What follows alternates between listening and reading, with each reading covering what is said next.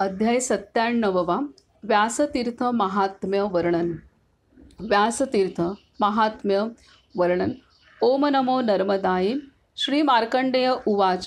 ततो गच्छेन महीपाल व्यासतीर्थममुत्तमं दुर्लभं मुनैर्जैः पुण्यं मंतरीक्षे व्यवस्थितम्. मुनिश्रेष्ठ श्री मार्कंडेय वदले, राजेंद्र, त्यानंतर मनुष्याला दुर्लभ पुण्यप्रद अंतरिक्षात स्थित अत्युत्तम व्यासतीर्थास जावे. राजा युधिष्ठिरने विचारले, हे पूज्य, हे व्यासतीर्थ कोणत्या कारणास्तव अंतरिक्षात स्थित आहे? ग्रंथाचा विस्तार सोडून हे कृपया संक्षिप्त सांगावे. मुनिश्रेष्ठ श्री मार्कंडेय वदले, वा, छान. हे महाभाऊ, धर्मशील, साधूंबद्दल अनुराग असलेले, स्वकार्यात तत्पर पार्थ, तुम्हाला तीर्थयात्रेबद्दल उत्कंठा आहे. राजा, व्यासतीर्थ सर्व जीवांना दुर्लभ आहे. हे राजपुत्र, मी वृद्धत्वाने पीडित असमर्थ आहे. माझी स्मरणशक्ती व ज्ञान कमजोर झाले आहे. या अत्यंत गुप्त तीर्थाचे कथन कोणालाही केले नाही. हे राजेंद्र, महर्षी व्यासांच्या आश्रयामुळे तिथे कलियुगाचा प्रवेश होत नाही. श्री नर्मदाच्या क्रियेचे फलस्वरूप हे व्यासतीर्थ अंतरिक्ष झाले आहे. भगवती श्री नर्मदाच्या गुणांचे कथन स्वतः प्रजापती श्री ब्रह्मदेवही करू शकत नाही, तर मी श्री नर्मदाचा उत्तम महिमा पूर्णतया कसा जाणू शकेन? तेव्हा व्यासतीर्थाचा अल्प महिमा मी तुम्हास कथन करतो, जिथे आज या कलियुगातही प्रत्यक्ष विश्वास दृष्टीस येतो. महाभयंकर शूल भेदून पक्षीही तिथे जाऊ शकत नाही. हे राजा, पूर्वी पराशर मुनींनी श्री गंगाजलात महाफलदायी अति कठोर तपस्या केली. गंगाजलात प्रवेश करून प्राणायामात स्थिर राहून 12 वर्ष पूर्ण झाल्यावर ते जलातून बाहेर आले. नंतर भिक्षेसाठी ते गावोगावी भ्रमण करू लागले. ते जिथे थांबले होते तिथे त्यांनी नौकेवर जीवितार्थ चालवणाऱ्या एका सुंदर कन्येला पाहिले. तिला पाहून कामव्याकुळ होऊन ते मधुर शब्दात म्हणाले, तू मला दुसऱ्या किनाऱ्यावर ने. हे मृगनयनी, तू कोण आहेस? नदी तटावर नौकारूढ माझे चित्त चंचल करणारी हे देवी, तू मला सांग. त्या ऋषींनी असे विचारल्यावर काममोहित त्या श्रेष्ठ ऋषींना प्रणाम करून तिने स्वतःचा परिचय दिला. हे ब्राह्मण श्रेष्ठ, मी नावाड्याच्या घरी दासी रूपात राहणारी कन्या आहे. हे पूज्य, नौकेद्वारा जीविका चालवण्याची स्वामीने मला आज्ञा दिली आहे. माझ्याद्वारा सांगितलेला संपूर्ण वृत्तांत तुम्ही जाणू शकता. असे सांगितल्यावर महर्षी पराशर क्षणभर चिंतन करू लागले. हे कल्याणी, मी ज्ञानसामर्थ्याने तुझी उत्पत्ती जाणतो. सुंदरी, तू नावाड्याची कन्या नसून राजकन्या आहेस. तेव्हा कन्येने विनवले, हे ब्राह्मण, मला सांगा, माझे पिता कोण? मी कोणाच्या उदरातून व कोणत्या वंशातून उत्पन्न झाले? तसेच मी नावाड्याची कन्या कशी झाले? महर्षी पराशर वदले, तू जे विचारलेस ते सर्व मी तुला कथन करतो. हे कल्याणी, वसु नावाचा चंद्रवंशभूषण जंबूद्वीपाचा राजा शत्रूंचे भयवर्धन करणारा होता. राजाच्या 7 पत्नी होत्या, पण 10च पुत्र होते. तो धर्मनिष्ठेने प्रजापालन करत होता. ईश्वरासमान नित्य प्रजेची पूजा करत होता. पण क्षीरद्वीप निवासी म्लेच्छ त्याच्या आज्ञेचे पालन करत नव्हते. त्यांच्या विनाशाकरिता व पुत्र व सेवकांसह राजा वसू समुद्र ओलांडून क्षीरद्वीप पोहोचले. त्या म्लेच्छांनी वसू राजाशी युद्ध सुरू केले. हे मृगनयनी, राजाने त्या म्लेच्छांना पराभूत केले. राजा वसूने पुत्र, सेना व वाहनासहित त्या म्लेच्छांना करदाता बनवले. मृगनयनी, तुझी माता राजा वसूची प्रधान राणी होती. जेव्हा राजा अन्य देशात स्थित होते तेव्हा तुझी माता रजस्वला झाली. स्त्रियांमध्ये सदा कामभावना जागृत असते. विशेषतः ऋतुकालात स्त्री कामबाणांनी विद्ध असते. या सुनेत्री राणीने कामभावनेने संतप्त होऊन विचार केला, मी राजा वसूकडे दूत पाठवीन. तिने दूताला बोलावून सांगितले, दूत, तू त्वरित राजाकडे जा. दूत म्हणाला, शत्रूवर शासन करणारे राजा समुद्राच्या दुसऱ्या किनाऱ्यावर गेले आहेत. हे कल्याणी, जलयानाशिवाय तिथे जाणे शक्य नाही व ती सर्व जलयाने दुसऱ्या किनाऱ्यावर आहेत. दूताचे म्हणणे ऐकून ती राणी कामभावनेने त्रस्त झाल्यामुळे दुःखीत झाली. तेव्हा तिची सखी राणीला म्हणाली, तुम्ही का दुःखी होता? हे देवी, तुम्ही यथार्थ रूपात तुमचे लेखन पोपटाच्या हस्ते पाठवा. हे सुंदरी पोपट समुद्र ओलांडून जातात. हे युधिष्ठिर, सखीचे ते विचार ऐकून राणी अस्वस्थचित्त झाली. तिने लेखकाला सांगितले, तुम्ही माझ्या आज्ञेने लिहा. हे वसुराजा, तुमच्या विना सत्यभामा आज जीवित राहू शकत नाही. आज ऋतुकाल प्राप्त झाला आहे. लेखकाद्वारा भूर्जपत्रावर लेखन झाल्यावर राणीजवळ पिंजऱ्यातील पोपट आणला. तेव्हा सत्यभामाने आदेश दिला, हे शुक, तू हे लेखन घेऊन त्वरित राजा वसूजवळ जा. तो पोपट राणीसमोर झुकला व ते उत्तम लिहिलेले पत्र घेऊन अचानक उडाला. हे राजा, तो उडून त्वरित नभोमंडलात पोहोचला. त्यानंतर तो पक्षी राजा वसूजवळ गेला. सत्यभामाद्वारे पाठवलेले पत्र त्याने वसू राजाजवळ टाकले. राजा वसूने ते वाचले. त्या लेखनाच्या अर्थावर विचार करून राजाने वीर्यग्रहण करून एका अमोघ द्रोणात प्रत्युत्तरासह सुरक्षित ठेवले व ते पोपटाजवळ सोपवून त्याला आदेश दिला, हे शुक, तू राणीजवळ जा. तो पोपट राजा वसूला प्रणाम करून बीज घेऊन उडाला. समुद्रावर गेल्यावर एका ससाण्याने त्याला पाहिले. त्याला मांससहित समजून ससाण्याने त्याच्याकडे झेप घेतली. हे भरत वंशोत्पन्न राजा, ससाण्याने चोचीने प्रहार करून पोपटाला मारले. तो बेशुद्ध होऊन समुद्रात पडला. वसुराजाचे ते गळलेले बीज मासोळीने ग्रहण केले. जेव्हा मासोळी नावाड्याला प्राप्त झाली तेव्हा तो तिला घरी घेऊन आला. जेव्हा त्या मासोळीची चिरफाड झाली तेव्हा वसुराजाच्या वीर्याने मासोळीच्या उदरी उत्पन्न झालेली तू शुभकन्या व एक पुत्र दृष्टीस पडला. तू चंद्रमंडलाप्रमाणे सौंदर्यवती व सूर्यतेजाप्रमाणे तेजस्विनी होतीस. तुला पाहून गंगा किनाऱ्यावरील सर्व नावाडी आनंदित झाले. ते सर्व प्रसन्न होऊन त्यांच्या प्रधानाच्या घरी पोहोचले व त्यांनी विनवले, तुम्ही या महाकांतिमान रत्नरूप कन्येचा स्वीकार करा. त्या निपुत्रिक स्वामीने त्या चंचल मृगणयनी कृश गात्रवाली कन्या स्वीकारली व स्वपत्नीस सांगितले, मृगणयनी सुंदर प्रिये, तू हिचे पालन कर. त्यामुळे तिने तुझे पालन केले. नावाड्यांनी पुत्रास राजाच्या हवाली केले. त्यानंतर त्या सुंदर कन्येने महर्षी पराशरांच्या कथनावर विचार केला. राजा महर्षी पराशरद्वारा असे सांगितल्यावर तिने हृदयापासून स्वतःला अर्पण केले. पण ती ऋषींना म्हणाली, हे ब्राह्मण, ठीक आहे, पण माझ्या देहात मासोळीचा गंध भरला आहे. तेव्हा त्या ऋषीने त्या सुंदरीला दिव्य गंधाने सुवासित केले. असे योग प्रभावाने करून, शिवाय अग्नी प्रज्वलित करून त्यांनी अग्नीची परिक्रमा केली व तिला प्रेमाने ग्रहण केले. त्या ऋषीने नावेतच त्या सुंदरीच्या कामस्थानांना स्पर्श केला. हे धर्मपुत्र, या प्रकारे ब्राह्मणाला अत्यंत कामातुर जाणून ती भयभीत झाली. ती हसत त्या ऋषीला म्हणाली, हे बुद्धिमान, लोकांसमोर अधमजनांना योग्य असे कर्म करताना तुम्ही लज्जित होत नाही का? मग त्यांनी तत्क्षणी ध्यान करून अंधकारपूर्ण मायेचे स्मरण केले. तेव्हा तमोगुणयुक्त माया तिथे उत्पन्न झाली, जिने सर्व चराचर व्याप्त केले. त्या अंधकार व्याप्त कर्मामुळे ती विस्मित व अनुरक्त झाली. त्यानंतर ब्रह्मचर्याने तप्त त्या महर्षींनी स्त्री सौख्य क्रीडा केली. तेव्हा तत्क्षणीच तिने गर्भभाराने पीडित होऊन जटाधारी, दंडधारी, कमंडलू घेतलेला, शांत कटी मुंजल मेखलेने शोभित, उत्तरीय वस्त्रधारी, विष्णुमाया प्रभाव रहित तेजस्वी बालकाला जन्म दिला. हे पार्थ, त्यामुळे अधिकच साशंकित होऊन त्या कोमल बालकाला पाहून थरथर कापत ती सुंदरी मुनीला शरण जाऊन म्हणाली, हे मुनिश्रेष्ठ बुद्धिमान पराशर, अत्यंत अद्भुत लंगोटी व मेखलाने युक्त, दंडधारी, जटाधारी, उत्तरीयाने शोभित माझ्या या पुत्राचे आपण रक्षण करावे. महर्षी पराशरने तिला धीर दिला. पुत्र उत्पन्न झाल्यामुळे तू घाबरू नकोस. तू पुन्हा कुमारी होशील, योजनगंधा व सत्यवती नावाने प्रसिद्ध होशील. शंतनू नावाचा राजा तुझा पती होईल व चंद्रवंशभूषण तू त्याची पहिली पट्टराणी होशील. तू निर्भय होऊन स्वतःच्या घरी जा आणि पूर्वरूपातच स्थित हो. हे सुंदरी, तू या विषयात दुःख करू नकोस. तू माझे ज्ञानबल पाहिले आहेस. असे सांगून ते महर्षी यथोचित स्थानी निघून गेले. ती सुंदरी पुत्रावर आश्रित झाली. एकदा तो पुत्र भक्तिपूर्वक सविनय मातेस साष्टांग नमस्कार करून म्हणाला, मला क्षमा कर, माझ्यावर कृपा कर माते, मी ईश्वर आराधना करीन. तेव्हा पुत्र वचनाने दुःखित होऊन योजनगंधाने सांगितले, "हे वत्स, माझ्यासारख्या अपराधरहित मातेला सोडून जाऊ नकोस. पुत्र तुझ्या वियोगाने निस्संदेह माझा मृत्यू ओढवेल.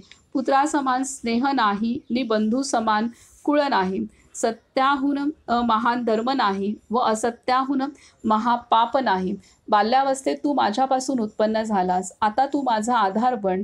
कर्माचा खेळ बघ. ना माझा कोणी पती आहे, ना माझा कोणी पुत्र आहे." बालकरूपी व्यासांनी समजावले, "तू मनापासून दुःख करू नकोस. मी तुला सत्य सांगत आहे. हे देवी, तू कार्यसिद्धीसाठी आपत्तीसमयी माझे स्मरण कर. मी तुला आपत्तीतून वाचवेन. माझ्या या कठोर वचनाबद्दल मला मला क्षमा कर." असे आश्वासन देऊन व्यास तेथून निघून गेलेत. ती कन्यासुद्धा घरी गेली. ते पराशर पुत्र तिथे वनात दुःखित झाले. "हे राजा, त्रेतायुगांती द्वापरादीत इंद्रादी देवांनी व्यासपदाकरिता चिंतन केले, तेव्हा गंगा तटावरील नावाड्याने पालन केलेल्या कन्येपासून निर्माण झालेला ज्ञानी बालक त्या योग्य आहे असे श्री नारद मुनींनी सांगितले. श्री नारद मुनींच्या वचनानुसार सर्व देव आले. श्री परशुराम, श्री ब्रह्मदेव, इंद्रदेव हे सर्व मुनींसह नाव अगदी वेगवेगळे सांगून उत्तम उत्तम वा छान असे म्हणू लागले. पितामह ब्रह्मदेवाने बालकाला गर्भदान आदी संस्काराने संस्कृत केले. हा बालक द्विपात जन्म घेतल्याने द्विपायन म्हणजेच द्वैपायन पराशर पुत्र झाल्यामुळे पाराशर, कृष्णाचा अंश असल्यामुळे कृष्ण, तसेच वेदविभाग केल्यामुळे व्यास नावाने ज्ञात होईल. तेव्हा ते बालक श्री ब्रह्मदेव व इतर मुनींद्वारा वारंवार अभिषिक्त झाले. "तू सर्व लोकात व्यास नावाने विख्यात होशील" असा आशीर्वाद देऊन देवगण तेथून निघून गेले. मग कृष्ण द्वैपायन वेदव्यासांनी तीर्थयात्रेस प्रारंभ केला. त्यांनी गंगा स्नान केले, केदार आणि पुष्कर तीर्थात स्नान केले, गया, नैमिषारण्य तीर्थ, कुरुक्षेत्र व सरस्वती, उज्जैनमधील महाकालेश्वर, प्रभास क्षेत्रात सोमनाथाचे दर्शन करून सागरापर्यंत पृथ्वीत स्नान करून महामुनी वेदव्यास रुद्रोत्पन्न पवित्र मंगलमय अमृतरूपा श्री नर्मदा तटावर आले. श्री नर्मदाला पाहून आनंदित झाल्यामुळे त्यांच्या चित्ताला विश्रांती मिळाली. तिथे श्री वेदव्यासांनी महातप केले. ग्रीष्म ऋतूत पंचाग्नीत स्थित होऊन वर्षा ऋतूत निरावरण आकाशाखाली जमिनीवर लोळून हेमंत ऋतूत ओलेल्या वस्त्राने त्यांनी श्री शंकराचे चिंतन केले. ते सृष्टी संहार करणाऱ्या कुठल्याही अस्त्रशस्त्रादीने अविद्ध, वरदायी, मंगलमय सिद्धेश्वर लिंगाचे नित्यपूजन तसेच ध्यान धारणेत तत्पर राहिले. सिद्धेश्वर लिंगाच्या पूजनाने तसेच ध्यानयोगाच्या प्रभावाने भगवान श्री शंकर कृष्णद्वैपायनाच्या समोर प्रत्यक्ष प्रकट झाले. "हे पुत्र, मी तुझ्यावर प्रसन्न आहे. उत्तम वर माग." श्री व्यास म्हणाले, "हे भगवान, जर आपण माझ्यावर प्रसन्न आहात, शिवाय मला वर देऊ इच्छिता, तर श्री नर्मदा तटावर आपण स्वतः प्रत्यक्षात राहा. उमानाथ, आपल्या कृपेने मी भविष्यकाळाचे जाणकार व्हावे." ईश्वर बदले, "पुत्र, माझ्या कृपेने तुला असेच ज्ञान प्राप्त व्हावे. तुझा भक्तिवश असा मी श्री नर्मदा तटावर प्रत्यक्ष राहीन. 1000व्या अंशाच्या अर्ध्या भागात तुझ्या आश्रमात मी प्रत्यक्ष निवास करेन." असे आश्वासन देऊन ईश्वर कैलास पर्वतावर निघून गेले.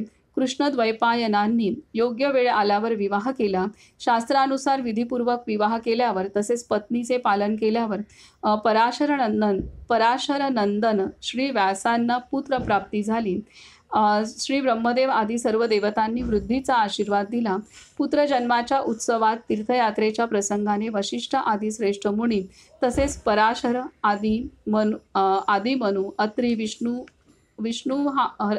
विष्णू हारित, याज्ञवल्क्य, शुक्राचार्य, अंगिरा, यम, आपस्तंभ, संवर्त, कात्यायन, बृहस्पती अशा शिष्यांसहित महाभाग्यशाली श्री नर्मदा तटावर राहणारे हजारो मुनी व्यास महर्षींच्या अत्यंत शुभ व मनोहर आश्रमात आनंदाने आले. राजा, त्या महर्षी व्यासांनी सुद्धा त्या सर्वश्रेष्ठ ब्राह्मणांना पाहून सन्मानार्थ सामोरे जाऊन पित्याला नमस्कार करून नंतर विधिपूर्वक इतरांना नमस्कार करून त्या सर्वांना प्रेमपूर्वक आसन ग्रहण करावयास लावले. चरण प्रक्षालनार्थ जल व अर्घ्य निवेदन केले. पुन्हा हात जोडून म्हणाले, "आज आपल्या सर्वांशी संभाषण केल्याने तसेच पूजनाने माझा उद्धार झाला. जंगलात उपलब्ध भाजी व जंगली फळे मी आपणा सर्वांना प्रेमपूर्वक देईन. तिथे श्री व्यासांनी प्रत्येकाला नमस्कार करून त्या सर्वांना निमंत्रित केले. कृष्ण द्वैपायन मुनींनी नमस्कार करताना पाहून त्या सर्वांनी वृद्धीसाठी जयकारक आशीर्वचन देऊन एकमेकांकडे पाहिले. त्यानंतर सर्वांनी मुनिश्रेष्ठ पराशरांकडे पाहिले व म्हणाले, पूज्य श्री पराशर मुनी, तुम्ही श्री व्यासांना उचित उत्तर द्यावे.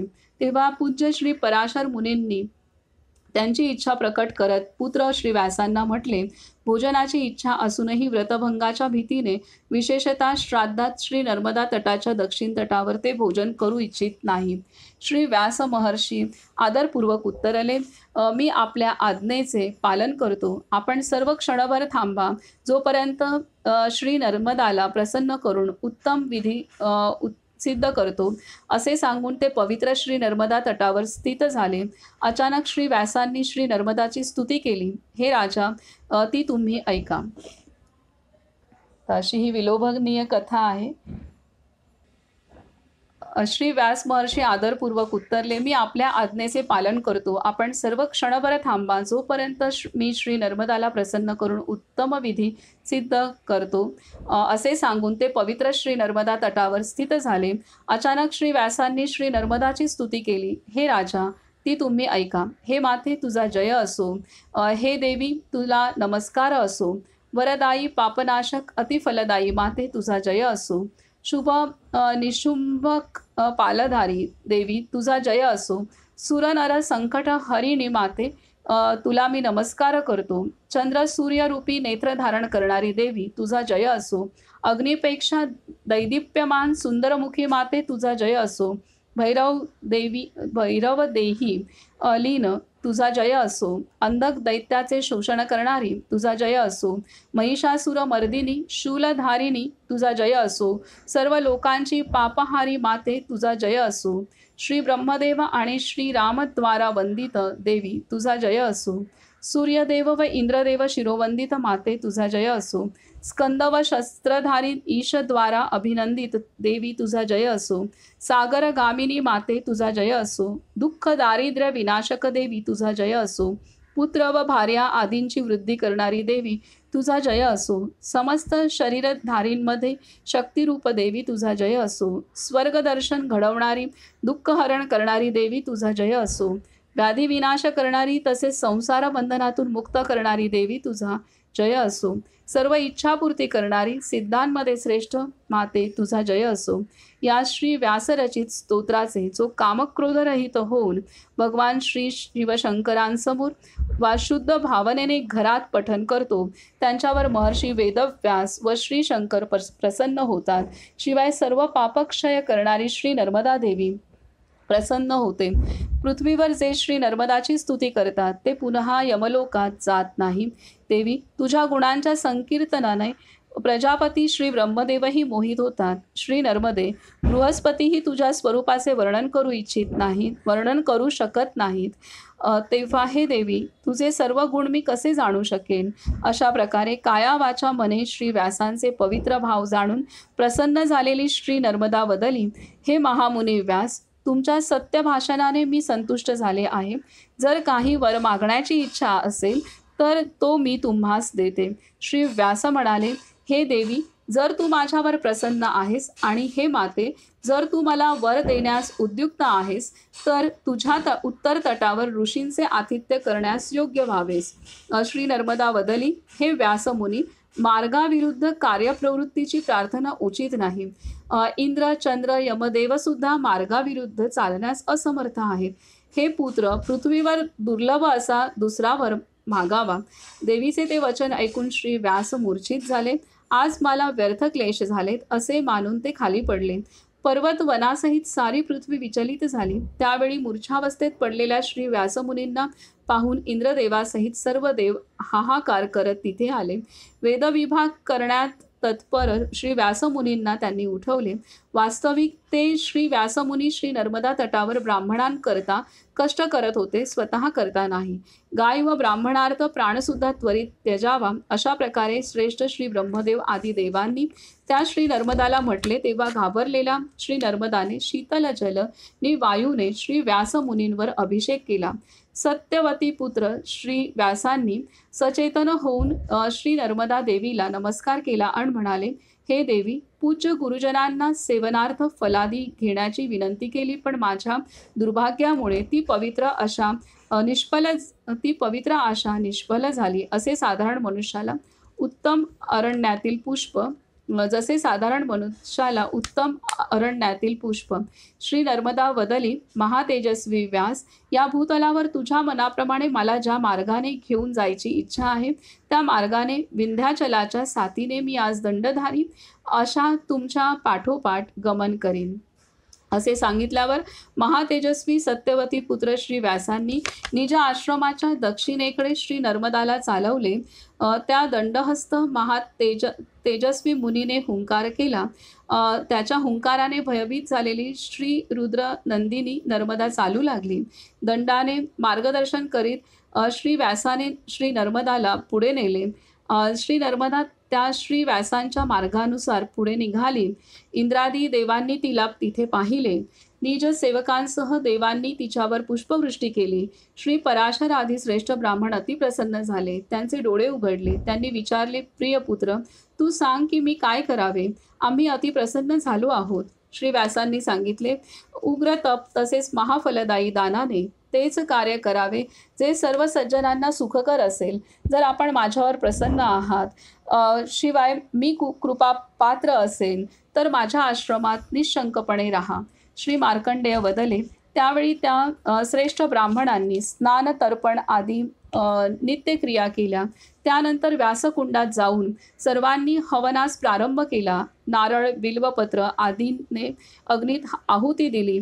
गौतम, भृगु, मांडव्य, नारद, लोमश, पराशर, शंख, कौशिक, चवन, पिप्पलाद, वशिष्ठ, महातपस्वी नाचिकेत, विश्वामित्र, अगस्त्य, उद्दालक, यम, शांडिल्य, जैमिनी, कण्व, याज्ञवल्क्य, शुक्राचार्य, अंगिरा, शातातप, दधीची, कपिल, गालव, जैगीशव्य आणि दक्ष, भरत, मुद्गल, महातेजस्वी वात्स्यायन, संवर्त तसेच शक्ती, जातुकर्ण्य, भारद्वाज, वालखिल्य, आरुणी असे हजारो महर्षी त्या अग्निहोत्र करू लागले.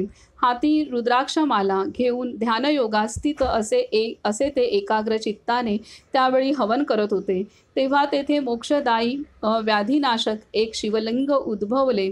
ते अखंड लिंग पाहून श्री व्यास प्रसन्न झाले. देवांनी पुष्पवृष्टी केली. शिवाय श्रेष्ठ ब्राह्मणांनी आशीर्वाद दिले.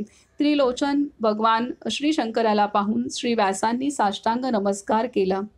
त्यांनी ब्राह्मणांची पूजा केली. हे पांडुपुत्र, पित्यासह सर्व ब्राह्मणांना भाजी, मुळांचे भोजन दिले. त्यानंतर श्री व्यासांना पुण्य आशीर्वाद देऊन ब्राह्मण आपापल्या आश्रमात निघून गेले. तेव्हापासून ते तीर्थ बुद्धिमानांद्वारा व्यासतीर्थ नावाने संबोधले जाते. युधिष्ठिर म्हणाले, हे मुनिवर्य, त्या तीर्थाच्या सेवनाने जे पुण्यफल प्राप्त होते त्या संबंधी सर्व मला सांगावे. स्नानदानाचा विधी कोणत्या वेळी जास्त फलदायी असतो तेही सांगावे. श्री मार्कंडेय वदले, भावंडांसहित हे पांडव, मी सर्व तुम्हाला सांगतो. कार्तिक महिन्याच्या शुक्ल पक्षातील चतुर्थीला जितेंद्रिय होऊन उपवास करून भक्तिपूर्वक रात्री जागरण करावे. शिवाय श्री शंकराला दूध, दही, मध, तूप, साखर तसेच कुशमिश्रित पंचामृताने स्नान घालावे.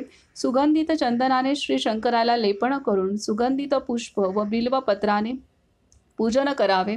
अतिसुगंधित कुंद, गवत फुले तसेच काळानुरूप उमलणाऱ्या फुलांनी सर्वोत्तम दीपेश्वर श्री शंकराची परमभक्तीने पूजा करावी. ऊस वा उसाचा रस भरलेला गडवा दिल्यास श्री शंकर प्रसन्न होतात. उसाच्या रसाचे 8 गडवे वा ऊस दिल्यास 1 दिवसाचे पाप नष्ट होते. तसेच उसाच्या रसाचे 108 गडवे वा ऊस दिल्यास 1 महिन्याचे पाप नष्ट होते. उसाच्या रसाचे 1000 गडवे वा ऊस दिल्यास 6 महिन्याचे पाप नष्ट होते. त्याचप्रमाणे दुप्पट दिल्यास 1 वर्षाचे पाप नष्ट होते. ऊसाच्या रसाचे 10,000 गडवे वा ऊस दिल्यास संपूर्ण जीवनाचे पाप नष्ट होते. साधारणपणे दुप्पट दिल्यास रोग नष्ट होतो व तिप्पट दिल्यास मनुष्याला धन प्राप्त होते.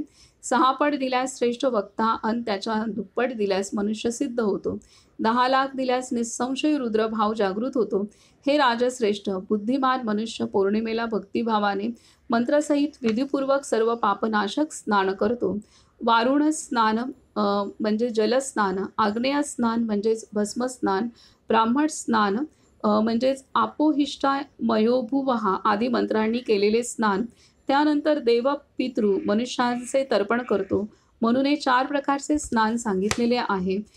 आग्नेय स्नान, वारुण स्नान, ब्राह्मण स्नान व वायव्य स्नान म्हणजेच गोरजस स्नान. ऋग्वेदातील केवळ एका ऋचेने संपूर्ण ऋग्वेद स्वाध्यायाचे पुण्यफल प्राप्त होते. तसेच सामने सामवेदाचे व यजुर्मंत्राने यजुर्वेदाचे संपूर्ण फल प्राप्त होते. ओम हा एकाक्षरी मंत्र, सूर्यमंत्र, शिवमंत्र अथवा द्वादशाक्षर वैष्णव मंत्राचा जप करावा. सर्व लक्षण संपन्न, स्वभार्येत संतुष्ट, दंभ व लोभरहित, सत्पात्री विद्वान ब्राह्मणाचे भक्तिभावाने पूजन करावे. ब्राह्मण धर्म सोडून भिन्न वृत्ती अंगीकारणारे, स्वधर्म पतित, धर्मभ्रष्टांची सेवा करणारे, धर्मभ्रष्ट स्त्री ग्रहण करणारे, धर्मभ्रष्ट स्त्रीशी समागम करणारे, परोक्ष धूर्ततेने व्यवहार करणारे वा अप्रिय कार्य करणारे, दुष्ट गुरुनिंदेत तत्पर, वेदद्वेषी, निरर्थक तर्क करणारे, तसेच बगळ्यासमान वंचनेस उद्युक्त अशा प्रकारे दूषित प्रकृती वृत्ती बाळगणाऱ्या ब्राह्मणांना श्राद्ध, दान तसेच सर्व व्रतात त्याजावे. गायत्री मंत्राची आराधना करणारा सदाचार संपन्न ब्राह्मणही श्रेष्ठ आहे. चतुर्वेदाचे जाणकार असूनही दुराचारी, सर्वभक्षी, सर्व वस्तूंचा विक्रय करणारे ब्राह्मण पूजनास योग्य नाही. अशा ब्राह्मणांना अन्नदान, सुवर्णदानाने पूजित करू नये. जो ब्राह्मणाला पादत्राणे, वस्त्र, शय्यासनादी भक्तिपूर्वक देतो तो सुद्धा स्वर्गात जातो. त्या व्यासतीर्थात शास्त्रानुसार विधीपूर्वक प्रत्यक्ष गाय, जलधेनू, घृतधेनू, तिळधेनू तसेच म्हैसही द्यावी.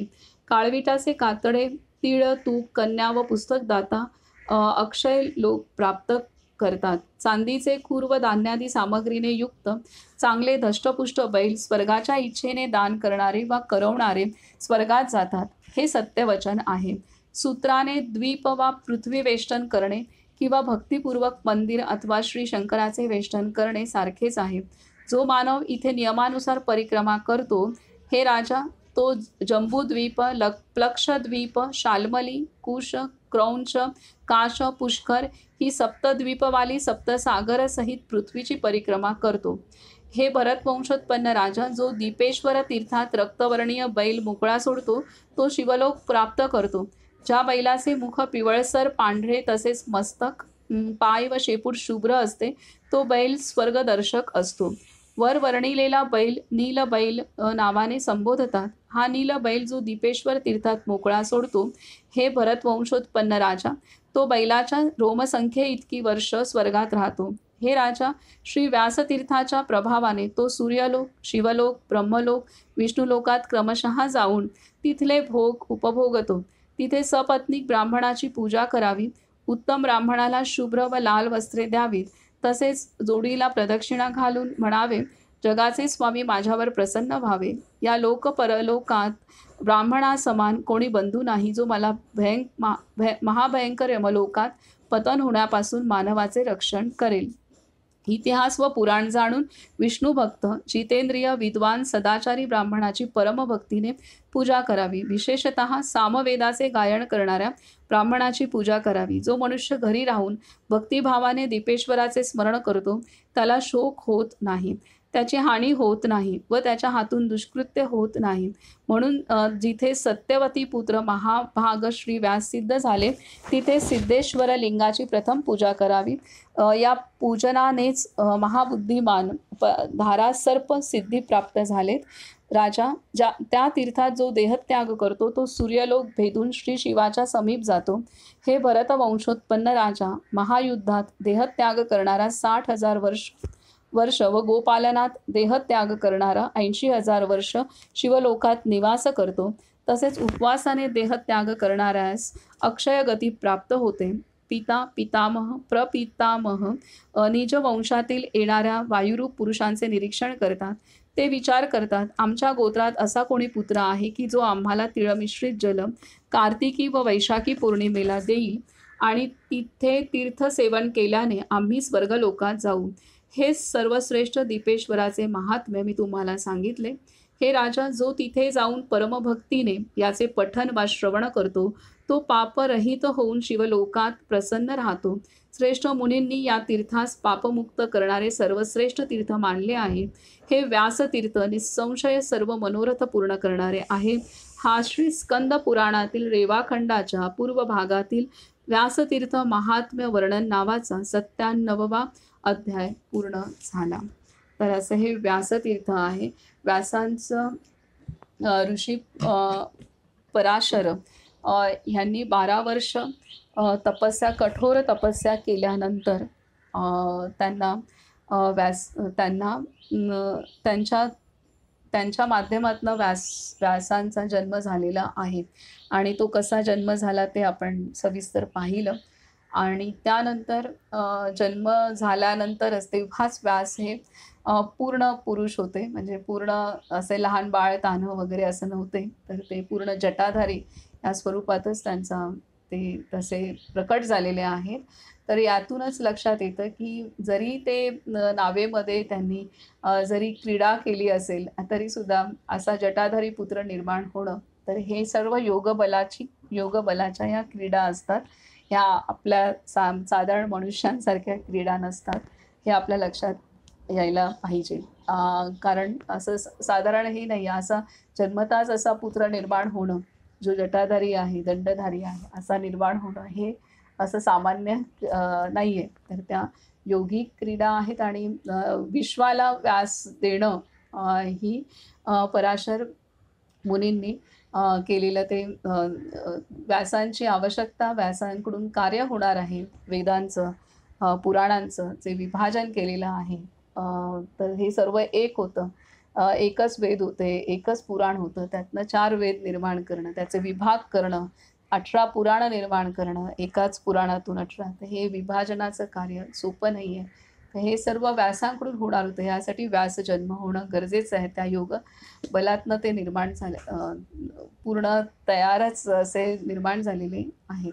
तर त्यानंतर मग व्यासांनी सर्वत्र साधना केलेली आहे. आणि तसं करत करत ते नर्मदा तटी आले. तिथे त्यांनी आश्रम स्थापन करून तिथं त्यांनी साधना केली. तेव्हा त्यांचा तिथं स्वयंवरही झाला, त्यांना पुत्रप्राप्तीही झालेली आहे. त्यानंतर तिथं सर्व ऋषीगण पण आलेले आहेत आणि तिथं त्यांना ऋषीगणांना त्यांना प्रसाद द्यायचा आहे. परंतु दक्षिण तट असल्यामुळे तिथेच ते स्वीकार करण्यास असमर्थ आहेत, असं पराशर ऋषींनी त्यांच्या पित्याने सांगितलं. तेव्हा नर्मदेचा प्रवाह त्यांनी व्यासांच्या म्हणण्यावरून श्री नर्मदा मैयाने तो प्रवाह तिथून बदलला. तिने मैयाने सांगितलं की हे करणं, असा प्रवाह निसर्गाच्या विरोधात जाणं, गतीच्या विरोधात, त्या नियमाच्या, हे अशक्य कोटीतलं का आहे. परंतु व्यासांनी जो हट्ट धरला आणि नर्मदा मातेने आधी नाकारलं, तेव्हा व्यास मूर्छित झाले. आणि त्यानंतर मग नर्मदा मातेने सर्व देवतांनी, सर्व ऋषीमुनींनी प्रार्थना केली आणि त्यांनी मग मातेने मान्य केलं. आणि तिने सांगितलं की व्यासदंड जे दाखवेल, जो मार्ग दाखवेल, व्यासांचा दंड जो मार्ग दाखवेल त्या मार्गाने मी जायला तयार आहे. आणि मग व्यासांनी त्या दंडाने, व्यासदंडाने जी खूण करत गेले, दाखवलं, त्या मार्गाने मैया तिने प्रवाह बदललेला आहे. तर हे आहे. म्हणूनच परिक्रमा करत असताना हाती जो दंड असतो तो दंड हा व्यासदंड आहे. त्या दंडाला प्रचंड महत्त्व आहे, कारण तो दंड जो आहे तो मार्ग दाखवतो आणि त्या परिक्रमावासी बरोबरच तो दंडसुद्धा परिक्रमा करत असतो. आणि त्या दंडाच्या आधारे, तो साधारण दंड नाही आहे, तर त्यामुळे तो व्यासदंड आहे. त्या दंडाची पण पूजा केली जाते. मैयाच्या जलाची पूजा केली जाते, तसंच ह्या व्यासदंडाची पूजा केली जाते. तर हे इतकं अनन्यसाधारण महत्त्व आहे. आणि त्यामुळे हा अध्याय विस्ताराने त्यांनी सांगितलेला आहे. आणि या पद्धतीने आपण व्यासतीर्थ हा अध्याय पूर्ण केलेला आहे. इथे आपण थांबू. नर्मदे हर, नर्मदे हर, नर्मदे हर.